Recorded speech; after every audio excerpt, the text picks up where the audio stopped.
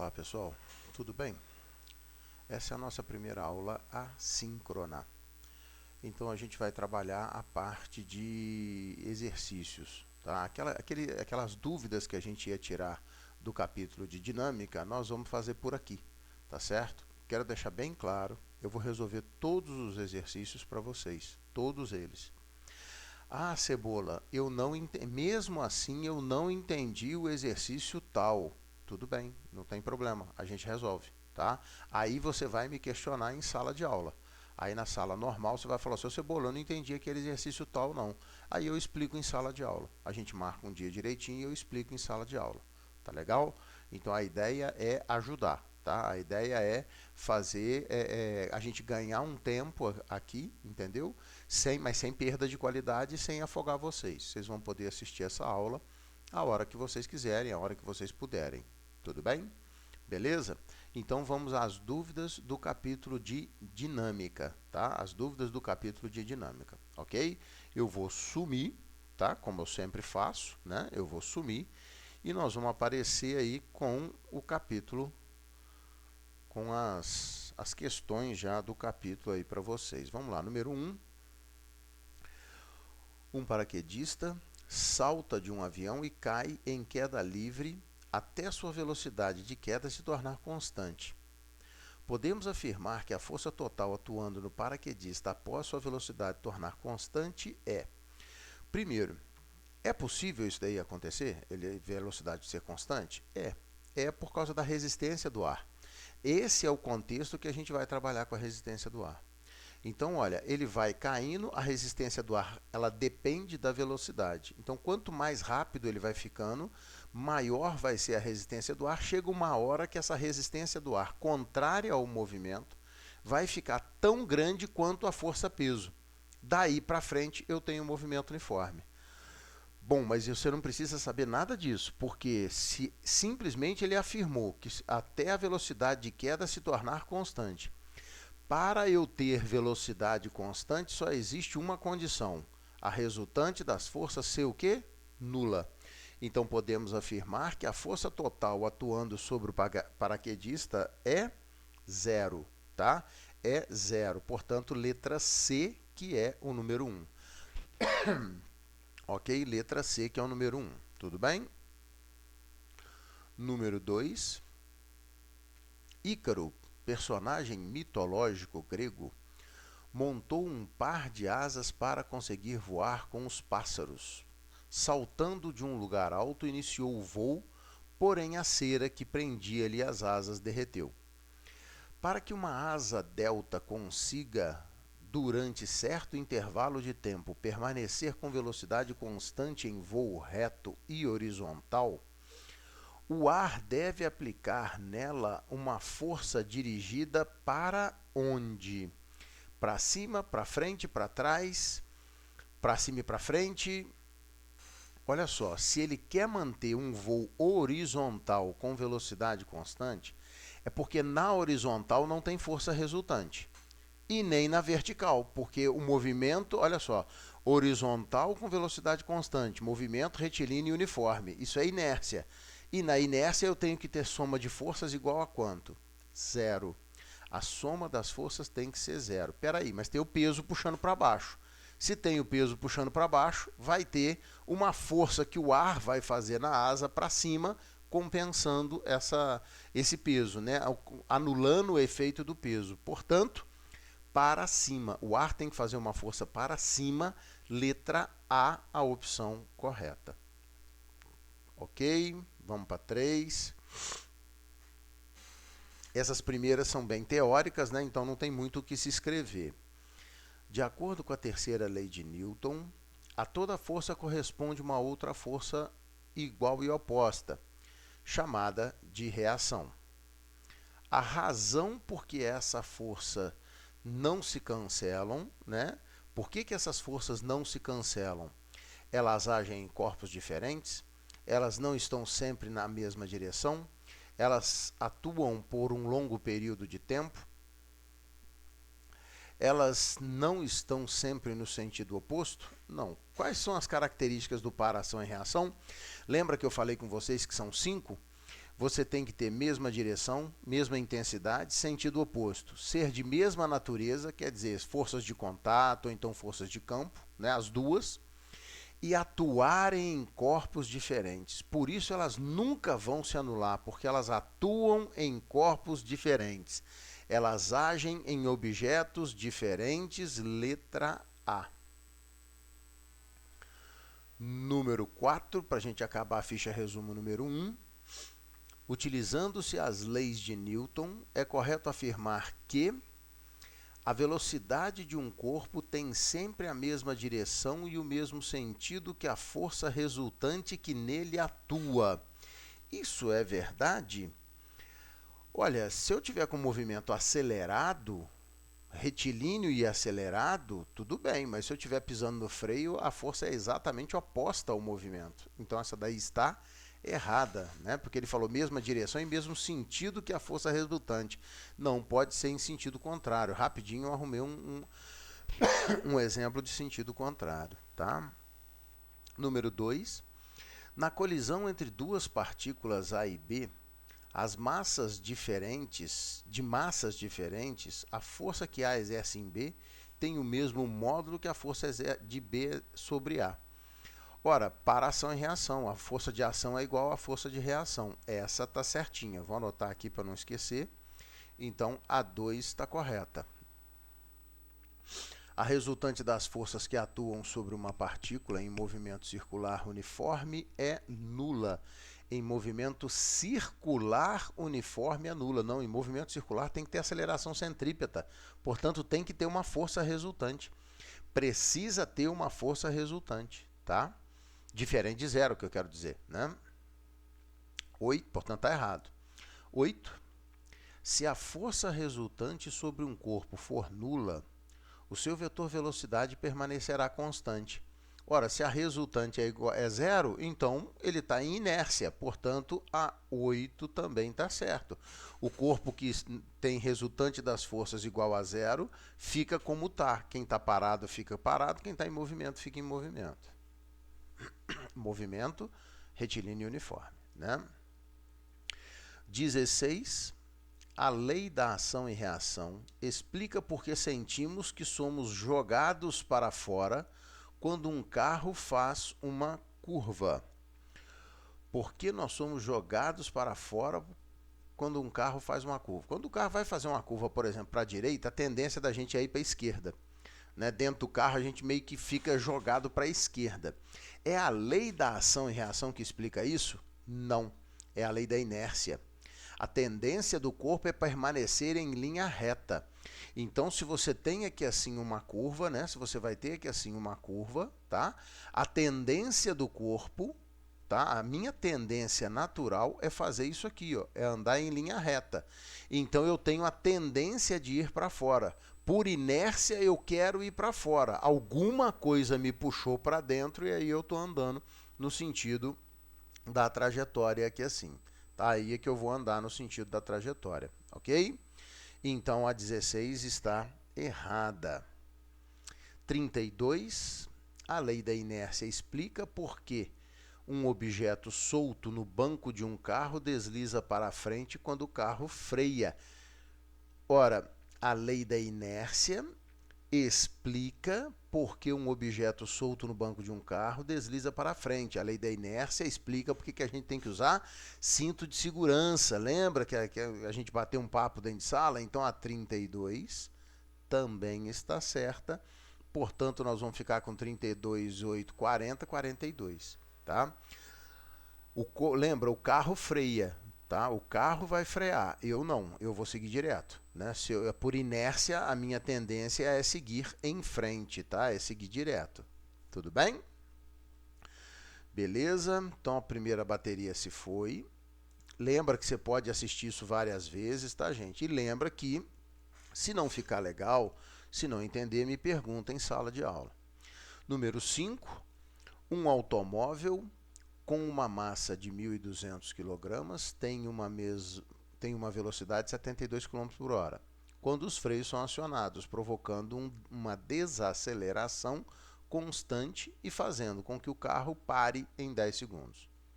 A intensidade da força aplicada ao carro pelo freio em newtons vale. Bom, esse é o número 5, então.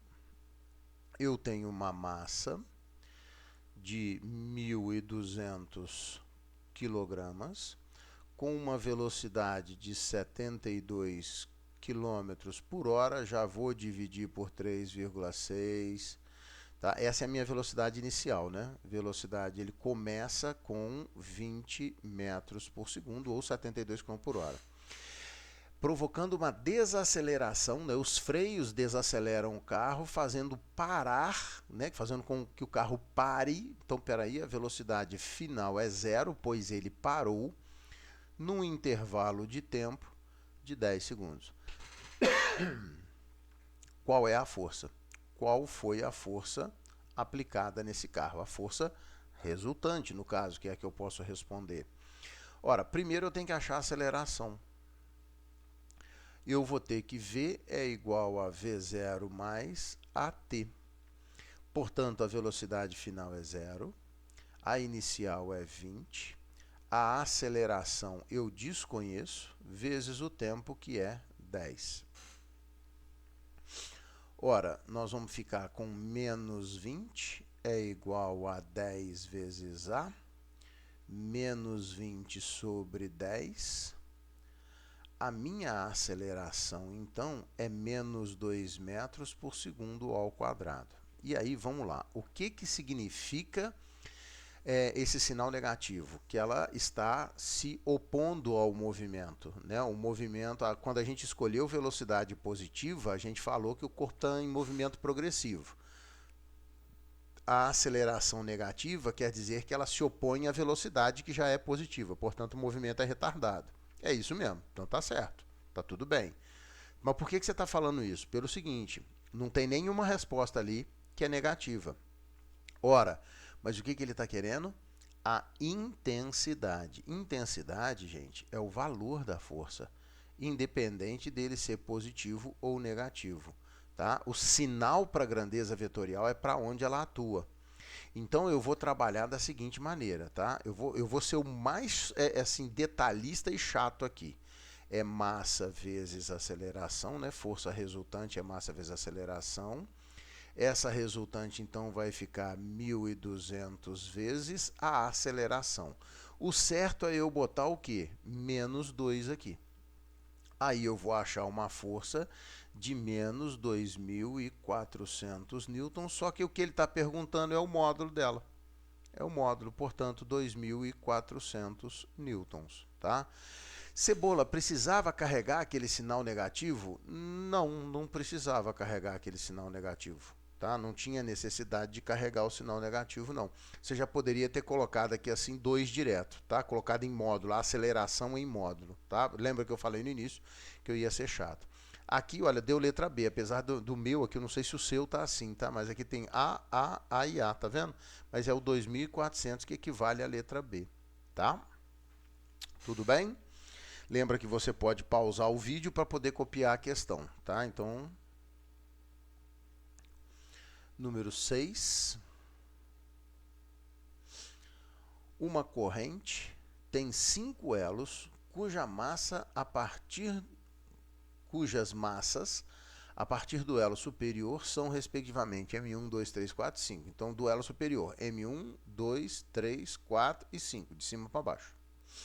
A corrente é mantida em repouso ao longo da vertical por uma força F de intensidade igual a 10 newtons. A força que o terceiro elo faz sobre o quarto elo em newtons é... Olha, eu vou trazer o desenho para o meu campo de solução. Então, deixa eu só botar esse cara aqui. Essa força F aí que ele está se referindo, ela diz respeito a todos os elos, né? A segurar todos eles. Fazendo um desenho bem grandão, tá vendo? Para eu poder rabiscar aqui à vontade. Eu quero a força que o terceiro elo faz no quarto elo. É isso mesmo? Olha lá, a corrente é mantida em repouso ao longo da vertical por uma força F de intensidade 10. Tudo bem. A força que o terceiro elo faz sobre o quarto elo em newtons. A força que o terceiro elo faz no quarto elo. Ora, o terceiro elo, presta atenção, essa força aqui sustenta todo mundo, tá? Essa força aqui, F aqui. Agora, o terceiro elo está sustentando o quarto e o quinto elo. Então, a força que o terceiro faz sobre o quarto é a força para sustentar esses dois elos. Mas espera aí, quais são as forças que atuam nesses dois elos para baixo, no caso? É o peso. Então, olha, a força que o terceiro faz no quarto é igual ao peso do terceiro mais o peso do quarto. Perdão, desculpa, é o peso do quarto mais o peso do quinto, que são aqueles que estão pendurados nele. Então é o peso do quarto mais o peso do quinto elo. Porque o terceiro elo, ele está pendurado no segundo. Então, a força que o terceiro elo faz no quarto vai ser M4 vezes G mais M5 vezes G. A força que o terceiro elo fez no quarto, massa 4 mais massa 5 vezes G. Tá? Essa daqui, então. Tá certo? Então, a força que o terceiro elo faz no quarto elo sustenta o quarto e o quinto elo. Então, é esse ponto aqui assim, ó. Tá? É nesse ponto aqui assim. E é uma força normal. Você consegue perceber isso? Que, olha só, o terceiro elo, o quarto elo está apoiado no terceiro elo, né? Porque é por dentro, né? Então é uma força normal de apoio, o que não faz diferença nenhuma nesse exercício. Mas ele é uma força normal de apoio. Ok? Vamos para o número 7. Um elevador, partindo do repouso, tem a seguinte sequência de movimentos. De 0 a T, desce com movimento uniformemente acelerado. De T1 a T2, desce com movimento uniforme. De T2 a T3, desce com movimento uniformemente retardado. Então, espera aí. De 0 a T1, ele tem, vou anotar embaixo, de 0 a T1, movimento acelerado. Então, movimento acelerado. De T1 a T2, movimento uniforme. E de T2 a T3, ele tem movimento retardado. O homem dentro do elevador está sob uma balança calibrada em Newton. O peso do homem tem intensidade P. E a indicação da balança nos 3 intervalos citados assume o valor F1, F2 e F3, respectivamente. Olha só, primeira coisa, vamos tentar analisar a situação. Eu tenho aqui assim um corpo, tá? Esse corpo, perdão, o chão do elevador, desculpa, e aí aqui assim eu vou ter um cara apoiado não, volta, que não é isso, é uma balança. Então eu tenho aqui assim uma balança e sobre a balança eu tenho um camarada apoiado nela. Aí sim, bom, aí aqui sim nós vamos ter um corpo apoiado na balança aqui, ó, tá? Nós vamos ter um corpo apoiado na balança. Olha, o lance é o seguinte, quais são as forças que atuam no corpo? No corpo verdinho, tá? Eu vou ter peso voltado para baixo, ok? Eu vou ter o peso voltado para baixo e vou ter, deixa eu botar o peso aqui de uma vez, a completar ele, né? Melhor. Então, peso voltado para baixo e eu vou ter uma normal de apoio vertical e para cima. Eu vou ter, então, aqui assim, uma normal de apoio vertical e para cima. Então, essa daqui é a força normal. Ora, se o elevador está parado, normal é igual ao peso. A balança, tá? Presta atenção nisso. A balança, ela lê, a leitura da balança é, na realidade, o que ela faz para te sustentar. Então a balança, ela registra a força que ela faz para te segurar. A balança registra a normal. Mas em situação normal, onde é que, em situação cotidiana, né? Onde é que a gente sobe na balança? No chão, normal. Então, peso é igual a normal. Se a balança leu a normal, ela leu o meu peso. Tá de ótimo, tá tranquilo. Aí o cara inventa a moda e põe a balança dentro do elevador que o chão mexe. Aí a normal vai ter que mexer. Por quê? Para esse cara, por exemplo, começar a subir, a normal tem que ficar maior que o peso. Porque aí eu vou ter uma resultante para cima. Para ele começar a descer, eu tenho que ter a normal menor que o peso, para ele ter uma resultante para baixo. Por que sempre é a normal que aumenta ou diminui? Porque o peso é constante. O peso é sempre constante. Então, o que eu vou poder dizer, tá? O que eu vou poder dizer nesse caso aqui, ó? Nota que em todas as situações ele está descendo. Então, nós vamos pensar o seguinte: força resultante é igual a massa vezes aceleração, em todos os três casos. Se ele está descendo, nós vamos ficar com peso menos normal é igual a m vezes a. Tá certo? Peso menos normal vai ser a minha força resultante, porque ele está indo para baixo. Quem está para baixo entra positivo, quem está para cima entra negativo. Ok? Então, beleza, tá esses dois aí. Legal. Agora, nós vamos pensar no seguinte. Se o movimento é acelerado, quer dizer que a aceleração tem que ser a favor do movimento. Portanto, tem que ser para baixo. Isso só vai acontecer se o peso for maior que a normal. Certo? Isso só vai acontecer se o peso for maior que a normal. Porque se o peso for menor que a normal, a aceleração fica negativa, quer dizer que ela está se opondo. Entendeu? Ela vai estar se opondo, ela vai estar ao contrário. Então eu preciso que a aceleração dê positiva, porque aí eu já estou adotando que para baixo é positivo. Tá? Como ele está descendo, lembra que por que a gente coloca peso menos normal? Quem está para frente menos quem está para trás. Então para frente é para baixo. Meu sentido positivo é o para baixo. Então eu preciso que a minha aceleração dê positiva também. Portanto, o peso tem que ser maior que a normal. Quer dizer, então aqui, olha, o peso é maior que a força normal que a balança faz. Ele chamou a força aqui, né, de F1, F2, F3. Depois a gente faz esse conserto aí. No meio do caminho, o movimento é uniforme. Se o movimento é uniforme, a aceleração é igual a zero. Como a aceleração é zero, significa que peso tem que ser igual a normal. Um tem que igualar o outro. Portanto, aqui eu tenho o peso igual a normal. O caso que o elevador se desloca com velocidade constante, é o mesmo caso que você está parado. Lembra? Inércia. Aí é inércia. Inércia do movimento ou inércia do repouso, o que importa é que o peso é igual a normal. Tá legal? Tudo bem? E, finalmente, no movimento retardado, agora, se ele está retardando, a aceleração tem que se opor ao movimento. A aceleração precisa se opor ao movimento. Como é que ela se opõe ao movimento? Ora, peso menos normal tem que dar um valor negativo, porque nós já combinamos que para baixo é positivo.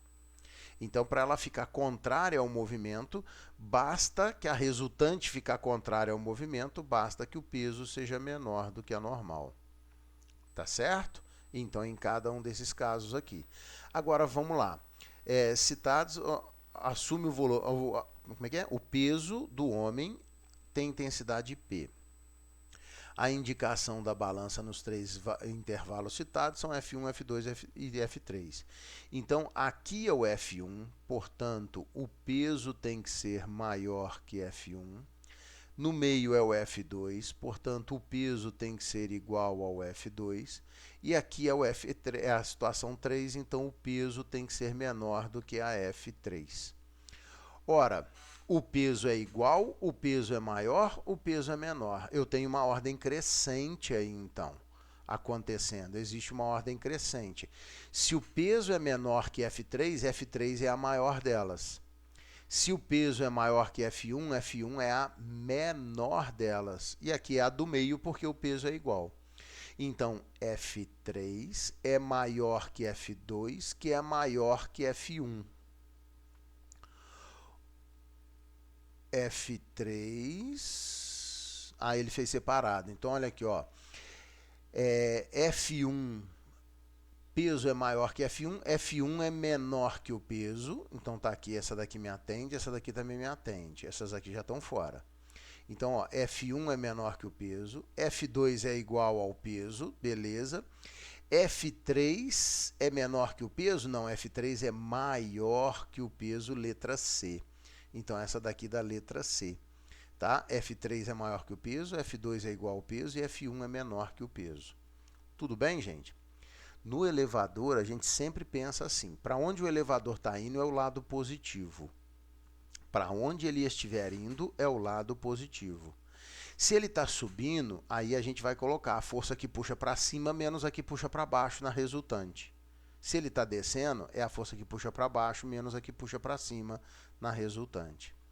E aí, de uma forma simples, adotando esse referencial, o movimento acelerado sempre vai ter aceleração positiva. O movimento retardado vai ter aceleração negativa. Por que isso? Porque eu adotei para onde o corpo está indo como sendo o positivo. Tá? Eu adotei o sentido do movimento como sendo o positivo. Tudo bem? Número 8.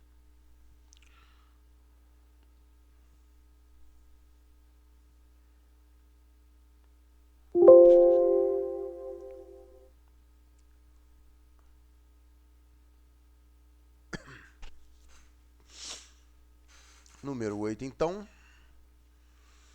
Muitos carros modernos estão equipados com um sistema de frenagem intitulado ABS, ou sistema antibloqueio, que evita que o pneu deslize quando os freios forem acionados. O sistema funciona através de um sensor que verifica dezenas de vezes por segundo se a roda travou, ou seja, parou de girar.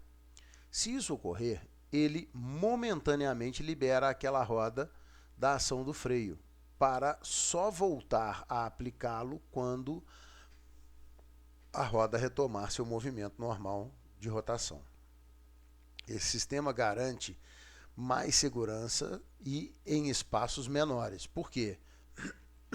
Quando a roda trava, há uma perda de energia mecânica do sistema que deve ser evitada.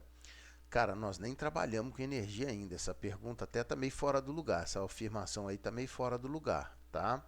Não tem aparentemente nada a ver, né? Vamos dizer assim, com a nossa situação que a gente está trabalhando. Quando a roda trava, há um superaquecimento do sistema de freios que deve ser evitado. Nada a ver. A inércia do carro é maior com a roda... Não, nem vou terminar de ler com a roda travada. A inércia do carro a inércia do carro depende no máximo da massa do carro, que não mudou porque a roda travou, deixou de travar. A dirigibilidade do carro é maior com a roda travada do que com a roda girando. Nada a ver. Nossa, eu não sei o que está certo, mas eu sei que está tudo errado até agora. O coeficiente de atrito estático é maior que o coeficiente de atrito cinético. É essa daí que é a resposta certa. O que acontece? Quando a roda trava, ela começa a escorregar no chão. Escorregando no chão passa a ser atrito dinâmico. E aí o coeficiente de atrito dinâmico é menor do que o estático. Então, enquanto a roda estiver rolando, o atrito no chão é o estático. Portanto, é um atrito de maior valor, consegue segurar o carro mais rapidamente. Letra E, então, a nossa resposta. Ok? Número 9.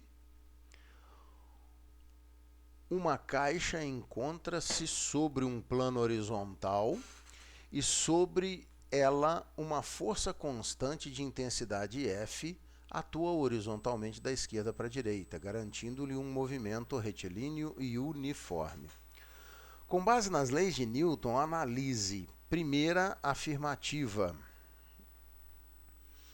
Uma pessoa dentro da caixa e, impedida de ver o exterior, teria dificuldade de afirmar que a caixa possui movimento relativamente ao plano horizontal. Uma caixa, voltando lá no enunciado, tá? Uma caixa encontra sobre um plano horizontal e sobre uma força F constante de intensidade, uma força constante de intensidade F, atua horizontalmente da esquerda para a direita, garantindo movimento retilíneo uniforme. Olha só, tem maldade no enunciado, porque quando ele fala que tem uma força atuando, você pensa em força resultante.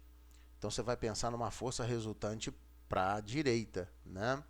Garante, mas aí vem o comentário depois da vírgula ali, ó, garantindo-lhe um movimento retilíneo e uniforme. Espera aí. Se o movimento retilíneo e uniforme quer dizer que essa não é a única força que está atuando, deve estar rolando atrito aí também. Garantindo, portanto, uma resultante igual a zero. Se a resultante é igual a zero, essa é aquela situação de equilíbrio da inércia. O corpo parado tem a tendência de ficar parado, o corpo andando tem a tendência de ficar em movimento retilíneo e uniforme. Portanto, se tiver tudo fechado e você lá dentro, você não sabe se está andando ou se está parado, porque é a mesma coisa. É a mesma sensação. O repouso e o movimento retilíneo uniforme provocam a mesma sensação. Então essa daí é verdadeira, tá? Ela é verdadeira porque o movimento é retilíneo uniforme. Se não fosse, aí eu teria que analisar com outro tipo de estudo, né? Com outro tipo de hipótese, tá? A força resultante sobre a caixa é um vetor horizontal que possui sentido da esquerda para a direita e intensidade F.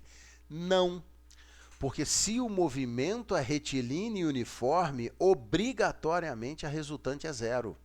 Obrigatoriamente a resultante é igual a zero. Quer dizer que ele está me enganando, quer dizer que ele não me contou todas as forças. Existem mais forças na direção do movimento. Como eu já falei no anterior, provavelmente é o atrito. Ok? Então tá errada essa. A primeira tá certa, a segunda tá errada. Terceira, o componente do par ação e reação correspondente à força F é uma outra força que atua sobre a caixa, horizontalmente com a mesma intensidade de F, porém sentido da direita para a esquerda. Aonde que está o erro disso aí? Que a reação atua no mesmo corpo que a ação. Então, ó, o componente para ação e reação corresponde à força F, é outra força que atua sobre a caixa, já está errado. A ação nunca atua no mesmo corpo que a reação, tá certo? Então, se a força F está atuando no corpo, a reação da força F vai estar atuando em outro corpo, não sei que outro corpo é, mas vai estar atuando em outro corpo, tá ok? Tudo bem? Portanto, letra A, somente a primeira está correta. Somente a primeira está correta. Número 10. Considere que um caminhão-tanque, ao abastecer um posto de gasolina, se encontra em repouso, apoiado sobre um piso plano horizontal sem atrito. Sem atrito, então ele escorrega, hein? Ele pode escorregar, tá? Não é a situação cotidiana, não é a situação real. Tá sem atrito. Então tá tudo hiper, ultra liso e escorregadio ali, mas ele tá paradinho. É correto afirmar que a menor força capaz de deslocar esse caminhão é qualquer uma. Tá? Qualquer uma. Eu nem li as opções, nós vamos ver as opções agora, mas qualquer força, por menor que seja, se o camarada espirrar no caminhão, o caminhão anda muito devagarzinho, mas ele vai começar a sair do repouso. Por quê? Não tem atrito. O nosso cotidiano, nosso dia a dia tem atrito. Por isso que se você apoiar no caminhão, se você bater no caminhão, se você empurrar o caminhão, não vai acontecer nada. Porque existe atrito. Quando ele tira o atrito, ele tira qualquer possibilidade de apoio do caminhão. Então, qualquer força, por menor que seja, a mais ridícula que você possa imaginar, é capaz de mover o caminhão. Se a força é pequena, é lógico que a aceleração vai ser absurdamente pequena, porque a massa do caminhão é grandona pra caramba. Então eu não estou falando que o caminhão vai sair em alta velocidade, eu não estou falando isso. Eu estou falando que ele vai sair do repouso. Muito, muito, muito, muito devagarzinho, mas ele vai sair do repouso, tá? Ele vai sair do repouso. Tudo bem? Então, olha, qual é a nossa opção? Uma força que depende da natureza da superfície de contato? Nada a ver. Uma força que seria o atrito, né? Não tem nada a ver. Uma força que está relacionada com a área de contato entre as superfícies? Também não. Uma força de atrito estático máxima? Nossa, aí ele tá falando que não tem atrito. Né? Olha só, ele afirmou lá em cima que não tem atrito e fala que é o atrito que faz esse corpo andar. Uma força proporcional à reação normal de apoio? Né? Meio fraca, né? Qualquer força, por menor que seja, desde que haja uma componente horizontal. Isso é importante. Isso eu esqueci de chamar a atenção. Ela tem que ter uma componente horizontal. Se você empurrar para cima ou para baixo, não vai adiantar nada, tá? Mas se você empurrar para o lado, de qualquer inclinado, desde que tenha uma componente horizontal, essa daí funciona. É letra E. Ok? Número 11. Um pano de prato retangular com 60 centímetros de comprimento e constituição homogênea, quer dizer, a massa é uniformemente distribuída por ele, não tem um pedaço, não tem aquelas costuras, aqueles desenhos, muito pano de prato, né, tem uns enfeites numa beirada, aí aquela beirada é mais pesada que a outra beirada, não, é tudo igualzinho, tá? Então, constituição homogênea, está em repouso sobre uma mesa. Parte sobre sua superfície, horizontal e fina, e parte pendente, como mostra a figura a seguir. Sabendo que o coeficiente de atrito estático sobre a superfície da mesa e o pano é igual a 0,5, e que o pano está na iminência de deslizar, pode-se afirmar que o comprimento da parte sobre a mesa é... Esse aí você deve, né, ter pensado, nossa, que doideira, né? Na realidade, eu vou andar para o exercício da frente, que eu quero a figura do exercício da frente. Ora, eu vou trabalhar nesse cara. Lembra que eu falei que os bloquinhos representam aquilo que você precisar? Pois bem, é o caso. Os bloquinhos vão representar o pano. Mas como assim, Cebola? É um pano e aí tem dois bloquinhos. Exatamente. A ideia é essa. Por quê? Eu tenho um pano, mas uma parte do pano está sobre a mesa e a outra parte está pendurada. Então, a parte do pano que está sobre a mesa é o papel do bloco A. A parte que está pendurada é o papel do bloco B. É assim que a gente vai trabalhar esse exercício. E aí, vamos lá. Quais são as forças que estão atuando? Aquele trabalho tradicional nosso, tá? Nós vamos ter peso. Então, olha, aqui vertical e para baixo tem o peso do A, vertical e para baixo tem o peso do B, ok? Então, aqui assim eu vou ter o peso da parte pendurada e aqui assim eu vou ter o peso da parte apoiada no plano, né, na mesa, na superfície da mesa.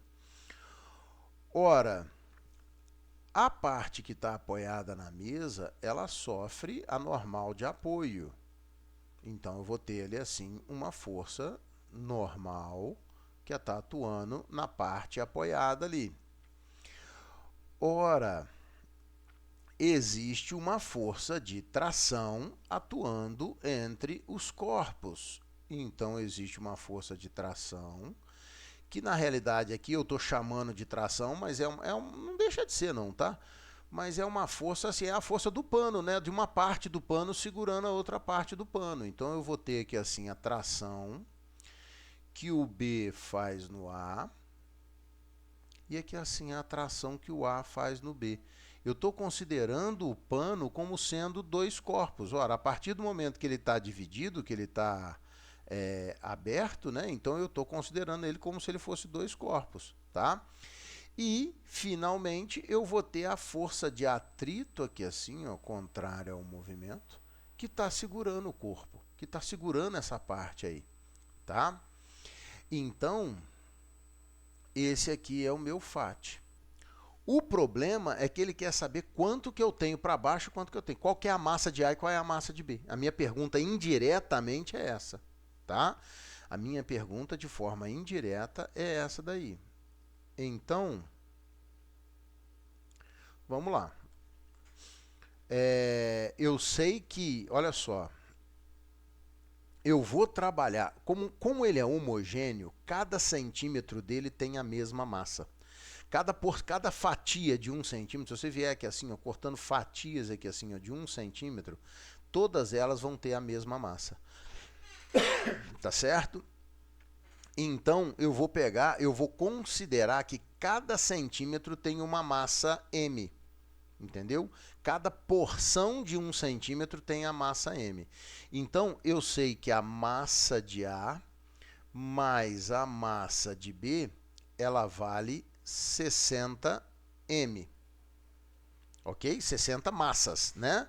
Cada centímetro vale 60. Eu quero descobrir a massa de A e a massa de B.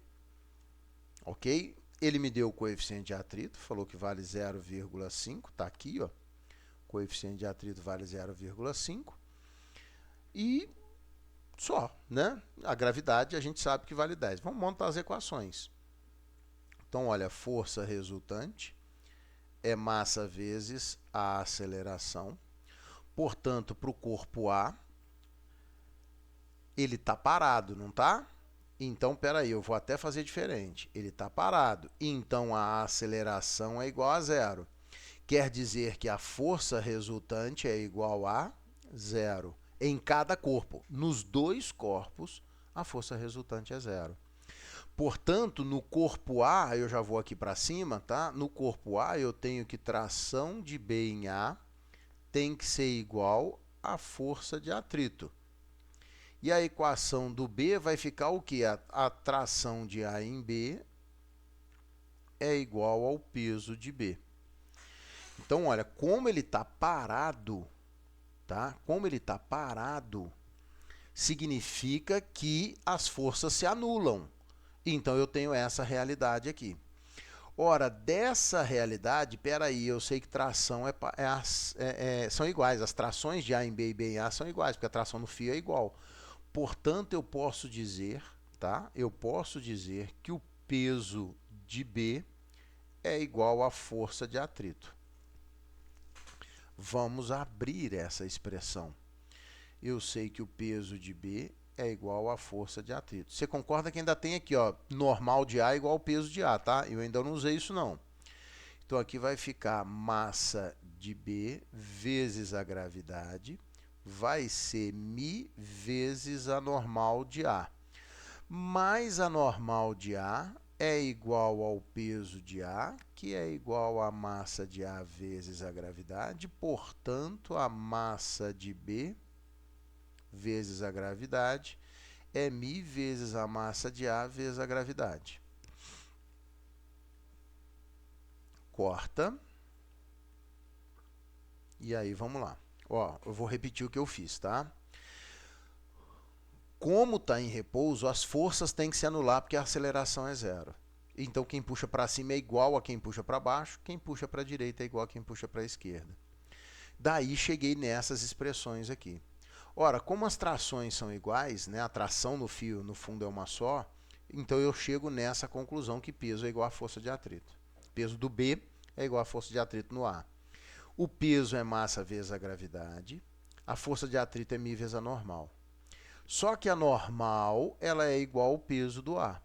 Então, ficou no lugar da normal, eu botei massa de A vezes a gravidade. Agora, a gravidade cortou, sobrou então que a massa de B é igual a 0,5, que é o μ, vezes a massa de A. Isso aqui, gente, vai funcionar para mim como sendo uma equação. Eu tenho aqui assim, aqui MA mais MB é igual a 60M. E eu sei que MB é igual a meio de MA. Então, ó, MB é igual a 0,5 MA. Eu tenho um sisteminha aqui. Ora, eu vou substituir o MB. Então, aqui, ó, lá na primeira, tá? Ó, MA mais 0,5 MA é igual a 60M. Portanto, 1,5 MA é igual a 60 M. O MA, então, vai ser 60 dividido por 1,5. O MA vai ser 40 M. Opa, empolguei no M ali, né? Botei uma perninha a mais.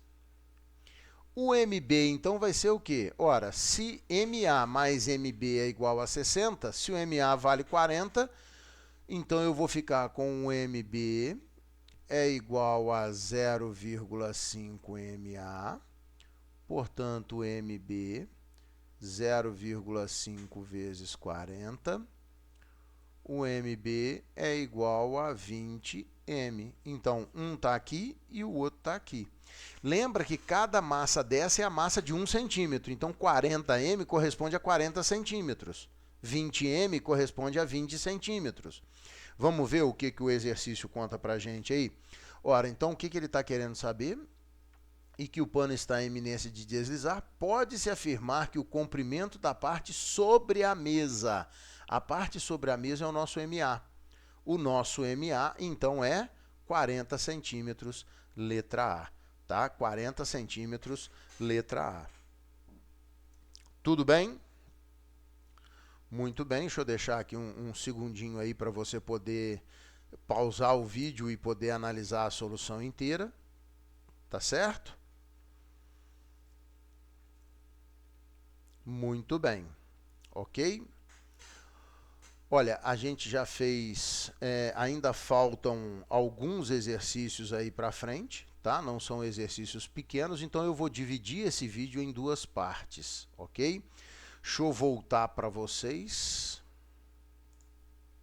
Então, olha, nós vamos dividir esse vídeo em duas partes. A primeira nós viemos até aqui, tá? Que foi o exercício número 10, 11, né? Número 11.